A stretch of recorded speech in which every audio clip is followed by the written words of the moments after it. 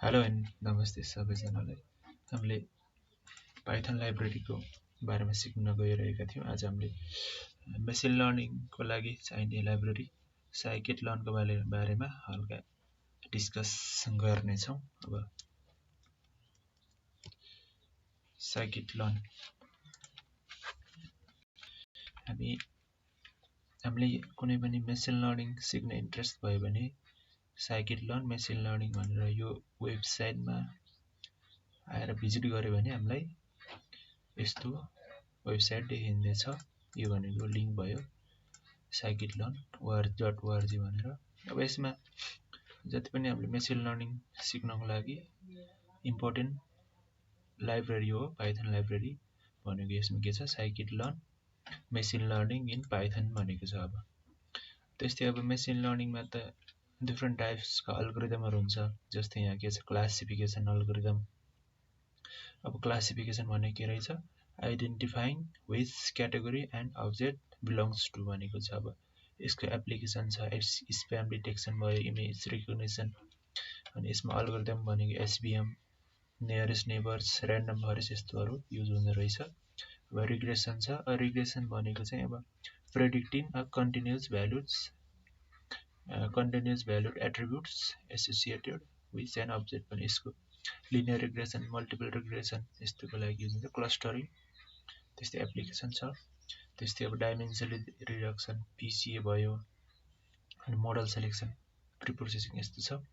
हामीले यो लाइब्रेरीलाई युज गरेर आफ्नो नलेजलाई धेरै इन्हान्स गर्न सक्छौँ। जस्तै रिग्रेसनमा क्लिक गर्यो भने के आउँछ, अब यसमा सुपरभाइज लर्निङ हुन्छ।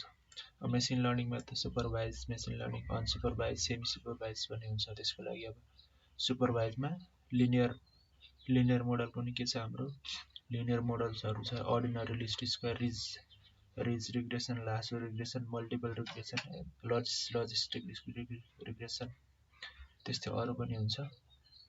अब जस्तै यहाँ अर्डिनरी लिस्ट स्क्वायरमा क्लिक गर्यो भने हामीलाई यस्तो खालको डकुमेन्टेसन दिन्छ।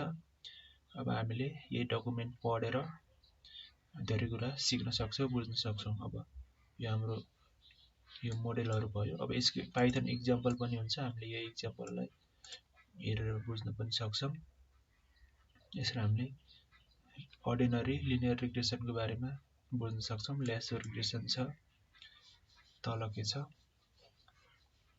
अनि यस्तै अरू पनि हुन्छ। मल्टिपल टास्क लासो भनेर। अब यसरी नै हामीले रिग्रेसन मोडलहरू सिक्न सक्छौँ। अब यसको लास्टमा गयो भने के छ, धेरै प्रकारको म्याथमेटिकल इन्ट्युसनको डकुमेन्टेसन दिएको छ।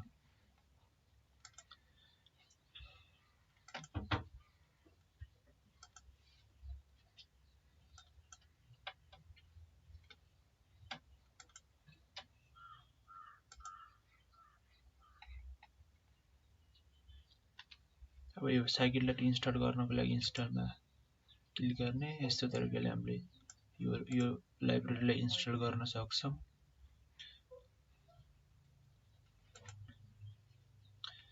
अब यसमा हाम्रो के छ, जस्तो डाइमेन्सनलिटी रिडक्सन भनेको यसमा reducing the number of random variables to consider भनेको हायर डाइमेन्सनलबाट लोवर डाइमेन्सनलमा लानु पर्यो भने अब यसमा पिसिए भन्ने अल्गोरिदम युज हुँदो रहेछ।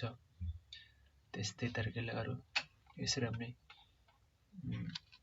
साइकिट-लर्न लाइब्रेरी सिक्नु पर्यो अथवा मेसिन लर्निङ सिक्नु पर्यो भने हामीले यो वेबसाइटलाई धेरै युज गर्न सक्छौँ। अब नेक्स्ट भिडियोमा मैले